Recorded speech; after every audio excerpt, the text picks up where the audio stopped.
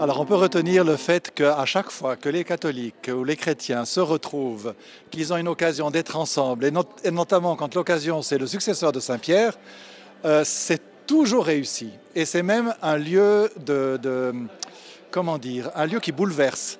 Je sais qu'après ce genre de célébration avec le Saint-Père, ce genre de rassemblement, il y a toujours des gens qui sont profondément touchés, qui revoient leur vie, qui se posent la question d'une vocation, qui se remettent en question, qui partent avec une grande consolation, qui refont un début de foi. Enfin, il y a vraiment à chaque fois.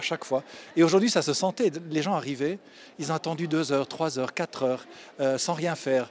Bon, il y avait la musique et il y avait les autres. Et il y avait cette joie d'aller à la rencontre du Christ avec le successeur de Saint-Pierre. Ça ne peut faire que du bien.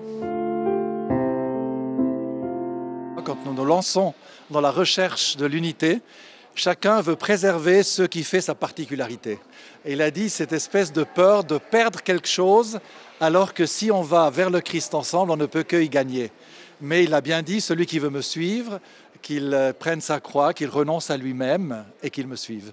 Il a beaucoup accentué là-dessus, en disant, il y a cette peur parfois, chacun croit avoir quelque chose de très précieux que les autres n'ont pas, alors que le plus précieux que nous avons tous, c'est le Christ, et qu'il ne faut pas avoir peur d'aller de l'avant ensemble. Ça a été une préparation en un temps record, parce que ce n'est pas comme une visite pastorale qui est préparée un an et demi à l'avance.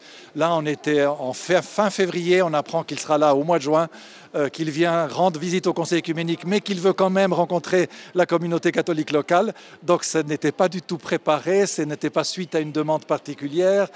On a été pris de court et on ne le regrette pas.